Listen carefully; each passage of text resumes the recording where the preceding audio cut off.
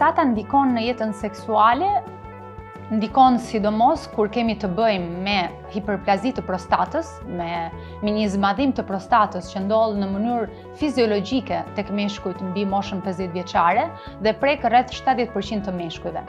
Jo gjithmonë normalisht një zmadhim i prostatës, që siç po thoja është fiziologjike, jo gjithmonë sjell shqetësime. Ama në disa raste, në shumë raste, sjell shqetësime, si në mënyrën e urinimit dhe këto shqetësime mund të transmetohen dhe në sferën seksuale. Kjo është një ndër arsyet që çon në probleme të sferës seksuale. Arsye tjetër e prostatës që çon po në probleme të sferës seksuale është prostatiti akut ose prostatiti kronik, që do thot një inflamacion që është rikorrent, që vjen her pas here dhe çon si në shqetësim në mënyrën e urinimit, po shqetësim në sferën seksuale, po shqetësim edhe në gjatë ejakulimit. Disfunksioni erektil është një argument tjetër që prek në mënyrë akoma më të gjerë kur flasim mbi meshkujt, sepse prek si moshën e re, mosha 20-30 vjeçare, po ashtu dhe moshën më të madhe. Me probleme të ndryshme, sepse normalisht në moshën 20-30 vjeçare, 40 vjeçare kemi probleme të deficitit erektil mbi bazë psikologjike në shumicën e rasteve, domethënë probleme kur flasim për performancën seksuale, shpeshherë psikologjikisht një mashkull bllokohet sepse duhet të japi më shumë se sa ç'mund të japi ose ka atë ndjesinë që ndoshta nuk do japi atë kënaqësinë që do të japi dhe e bllokon dhe nuk arrin dot që të kalojë asnjë ereksion. Ndërsa kur flasim për moshën më të madhe, moshën 50 vjeçare e sipër, përgjithsisht janë probleme të sferës seksuale ose probleme të deficitit erektil që kanë më shumë bazë organike. Çfarë është baza organike? Përgjithsisht janë meshkuj që kanë hipertension, janë meshkuj që kanë diabet, janë meshkuj që kanë probleme të kardiovaskulare në përgjithësi ose probleme të obezitetit, janë probleme që çojnë pastaj dhe do përtohen dhe në shqetësime të sferës seksuale. Atëherë, kur flasim për infertilitetin, arsyet më të shpeshta të infertilitetit tek meshkujt janë stili jetesës në shumicën e rasteve. Pastaj normalisht kemi edhe smundje organike që çojnë në përkeqësim të spermës. Kur flasim për stilin e jetesës, flasim për meshkuj që janë obez, për meshkuj që kanë vese të ndryshme, siç mund të jetë alkooli, siç mund të jenë drogra të ndryshme, që mund të çojnë në përkeqësim të spermës dhe sikundrejt dhe të fertilitetit. Prandaj, këshilla kryesore kur flasim për fertilitetin tek meshkujt e ri, se normalisht janë ata që kërkojnë të bëhen prind, është modifikimi i stilit të jetesës. Domethënë që të bëhet sport, që të evitojmë sa më shumë ato, të bëjmë gjithë ato teknika të mundshme për të evituar sa më shumë dhe stresin, sepse stresi kronik është arsye tjetër që shkon dhe përkeqëson fertilitetin, dhe gjitha veset, domethënë modifikimi i veseve që duhen eliminuar, duhet eliminuar duhani, duhet eliminuar drograt nëse konsumohen, duhet eliminuar alkooli, sepse janë gjithë faktor që shkojnë dhe përkeqësojnë fertilitetin. Pastaj, arsyet të tjera që mund të çojnë në infertilitet janë probleme si për shembull varikoçeli, që është një ndër shkaqet kryesore në moshë të re për cilat operohet, është një zgjerim i enëve që shkon dhe ushqejnë testikulin, që bën përkeqësimin e cilësisë së spermës. Zakonisht këtë shqetësim shkojmë dhe modifikojmë kur kemi bërë një analizë të spermës dhe kemi parë që kemi një përkeqësim të spermatozoidëve. Në këtë rast shkohet dhe bëhet operim varikoçeli. Është i vetmi rast për cilit ne operojmë varikoçelin. Dhe kemi vënë re, kemi parë, edhe pse në libra nuk ka një, le të themi, një koncept fiks që varikoçeli i operuar çon në përmirësim të fertilitetit, ama në eksperiencën e çdo urologu është vënë re që në moment që ne bëjmë operim varikoçelin, kemi një përmirësim të spermiogramës. Spermiograma është analiza që bëhet për të parë cilësinë e spermatozoidëve. Pse një grua duhet i drejtohet urologut, pse një grua duhet të bëjë një vizitë urologjike? Zakonisht femrat vinë tek ne në shumicën e rasteve, le të themi që është gjëja më e përgjithshme që prek shumë femra, janë qistitet rikorrente ose më saktë infeksionet e fshikëzës së urinës, që nuk janë ato që ndodhin një herë në jetë, sepse ato që ndodhin një herë në jetë përgjithsisht trajtohen nga çfarëdo lloj mjeku me një kurë antibiotike, por janë ato që ripërsëriten. Pse kemi cistitet, pse kemi infeksion të fshikës së urinës, ka shumë arsye për cilat kemi dhe fatkeqësisht prek shumë femra, ose më saktë në jetë mund të preki gati 90% të femrave, sepse në periudha të ndryshme, ndoshta një herë të ka rastisur 16 vjeç, një herë të ka rastisur 20, në shumicën e rasteve ndodh një herë edhe fatmirësisht, por që ka shumë raste që bëhen rikorrente. Në raste që bëhet rikorrente, është shumë e rëndësishme që t'i drejtohesh një urologu për të bërë gjithë trajtimin e parandalimit të këtij infeksioni që është normalisht limitues në jetën e përditshme. Përgjithsisht, parandalimi ose trajtimi që bëjmë mbi cistitet janë edhe këtu është modifikimi i stilit jetesës. Normalisht, nëse ne kemi një zor të trashë që funksionon mirë, që është arsyeja për cilën kemi një infeksion të fshikës së urinës, do kemi edhe më pak infeksione të fshikës së urinës, kështu që ka shumë rëndësi dieta. Ka shumë rëndësi që gjithë sistemi jon të funksionojë mirë, që si kundrejt të çojnë në përmirësim dhe të fshikës son. Kështu që këshilla kryesore që duhet bërë është përmirësimi i ushqimit që ne konsumojmë, pirja e ujit që është banale, por është jashtëzakonisht e rëndësishme, dhe normalisht gjitha pastaj trajtime që ne bëjmë, sepse kemi trajtime të ndryshme që shkojmë dhe ndihmojmë mukozën e fshikës së urinës që të mos jetë e prekur nga bakteret dhe të evitojë infeksionet. Atëherë, më të shpeshta tek femrat kemi infeksionet e fshikës së urinës dhe gurët në veshka. Le të themi që gurët në veshka prekin shumë femra, prekin femra në moshë të ndryshme, dhe le të themi që kjo është ndoshta pak më e përgjithshme si sëmundje. Normalisht që kemi edhe shumë shqetësime të tjera për cilat femra i drejtohet urologut, por këto janë ato më të përgjithshmet. Infeksionet urinare kanë lidhje me sferën seksuale, kanë lidhje sidomos kur flasim për meshkujt. Normalisht tek femrat janë më pak të lidhura dhe në moment që kemi një infeksion urinar, siç mund të jetë cistiti, normalisht mendimi i fundit është besoj akti seksual.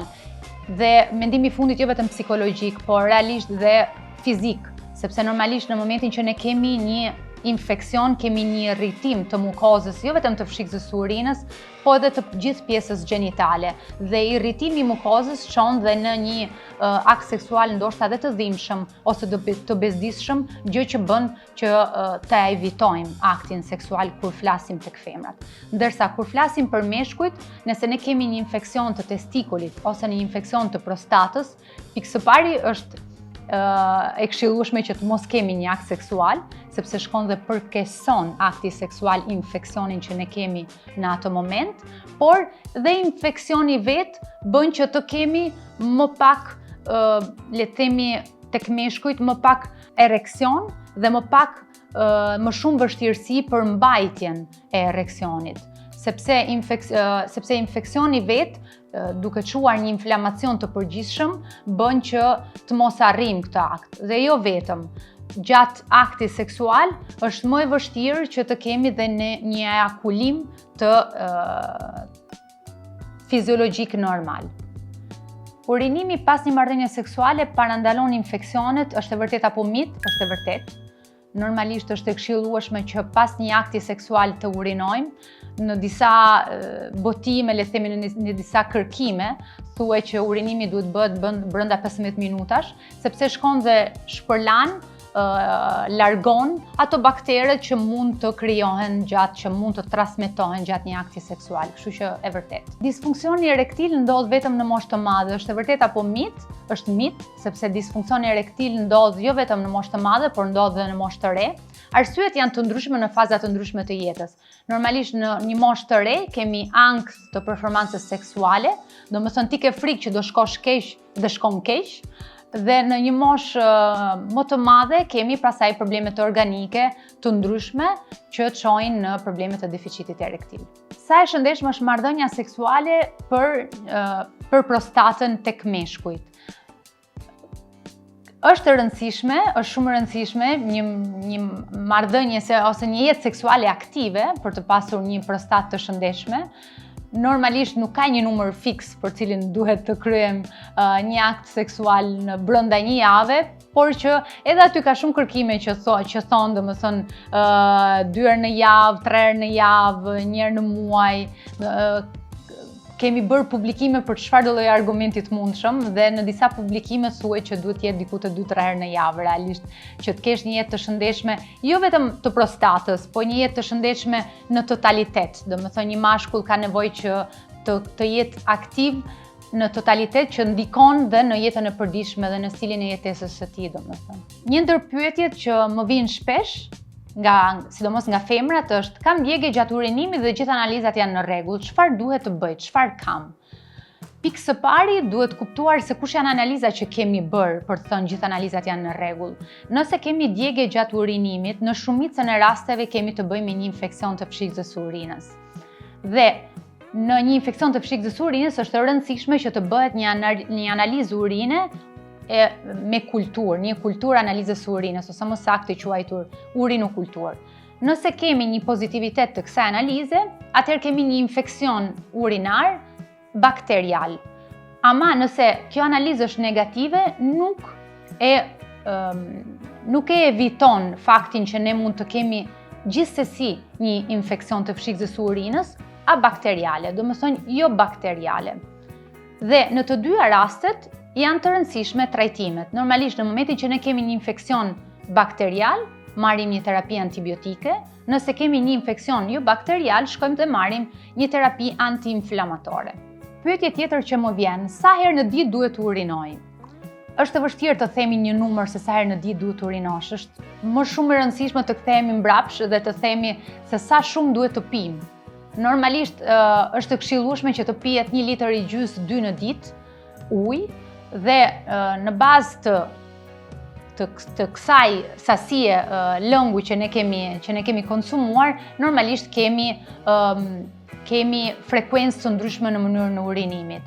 Përgjithsisht një pshikës urinare tek femrat mban diku te 300 mililitër, kështu që përgjithsisht ndjesia për të urinuar është kur ne kemi 300 mililitër. Tek meshkujt është pak më e madhe, është gati te 450-500.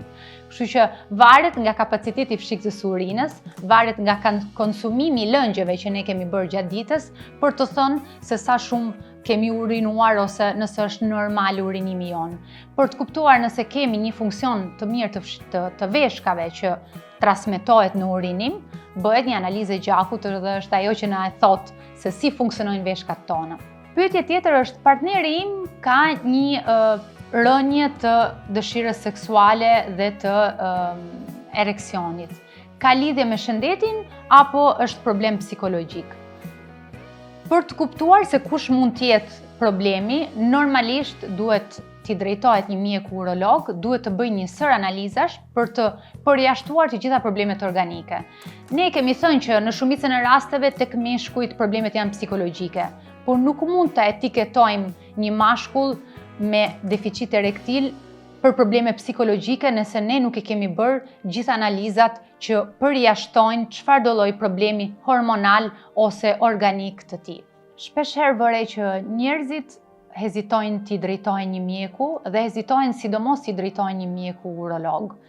Pse është e rëndësishme t'i drejtohesh një mjeku? Është e rëndësishëm edhe pse në kulturën tonë kemi shumë pak fatkeqësisht ato parandalimin e sëmundjeve, gjë që bëhet gjithmonë e më prezent në jetat tona, sepse ndër vitet është rritur gjithmonë më shumë mbi jetesa që ne kemi. Domethënë ne jetojmë shumë më gjatë dhe duke jetuar më gjatë kemi më shumë probleme shëndetësore dhe kultura jonë ka ndryshuar. Normalisht më përpara kemi pas më pak kulturën e parandalimit, ndërsa tani shoh që është pak më prezente. Në Europë është shumë më shumë normalisht. Në Shqipëri ka filluar të jetë, ama e vëret në moshën e re, ndërsa në moshën më të madhe akoma hezitohet si gjë.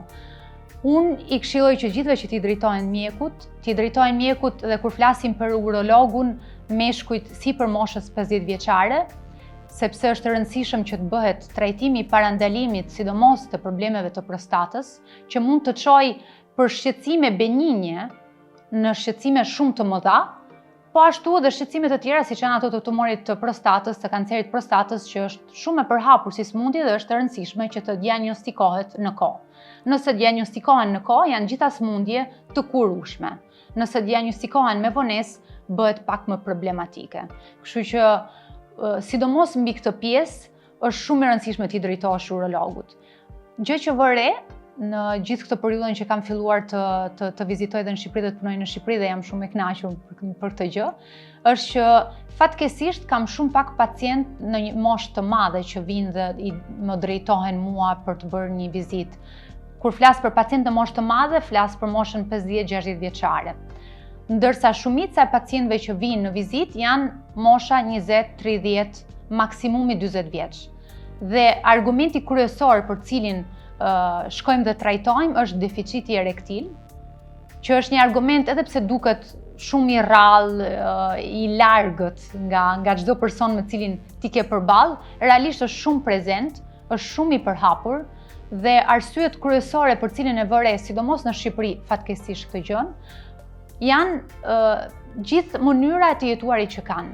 Domethënë, një mashkull tipik 25 vjeçar që më drejtohet për probleme të deficitit erektil, që konsumon hashash, që pi alkool, që bën një jetë sedentare, që ka një keq ushqyerje, që shpeshherë dhe konsumon drogra që janë pak më të rënda se sa që mund t'jetë hashashi. Dhe janë të gjithë faktorë që shkojnë dhe ndikojnë në sferën seksuale.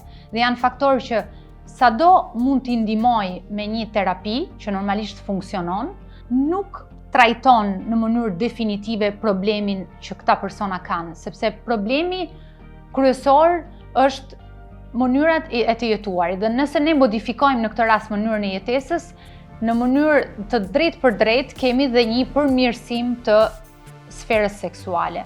Dhe plus kësaj, normalisht nëse unë jap një trajtim farmakologjik një pacienti që është 25 vjeçar dhe që konsumon kokain, konsumon alkool dhe merr dhe këtë ilaçin në të njëjtin moment, e bëj më të rrezikshëm mundësinë për të pas një sëmundje kardiovaskulare, për të pas një infarkt, edhe pse në moshën e re është më pak prezente, kur kemi një kombinim të gjithave këtyre substancave, bëhet më i prekshëm si fenomen. Kur flasim për të rit, argumenti për cilin duhet t'i drejtohen urologut janë problemet të testikujve. Problemet të testikujve që mund t'jetë varikoceli, që çon në problem të fertilitetit, kështu që është e rëndësishme të paktën një herë të bësh një vizitë urologjike, po ashtu dhe vetë palpimi dhe vizita urologjike kur flasim për kancer të testikujve, që edhe ajo, edhe pse është më pak frekuente se sa problemet e prostatës, janë prezente, janë sëmundje që duhen prekur në kohë dhe është e rëndësishme që të bësh një vizitë për të kuptuar nëse je drejt atij problemi apo jo.